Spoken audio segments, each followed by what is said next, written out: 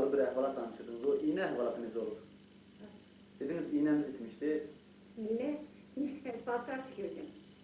Bundan evvel böyle dert oldu, elimizde tikirdik. Bir oturmuşum böyle damız var, Allah'ın o hilas böyle. O da oradan çıkmış olmuş. Nerede yine vardı, elimde yine düştü. Düştü, 45 dakika geldi. Çok var. Dedi kızım ne gelirsen? Dedim var ya, elimden tikirdi, elimden oldu. Gözünü gördü, Məsələ uzaq idi, eləmi? Ne kadar bir aralıydı. Benim görmedim o sırrını yaşadım. Ona bakıyorum, yine burada. Onda yine kapıydı. Bak onu gözüyle. Ne diyor, çok yine danışayım mı işte?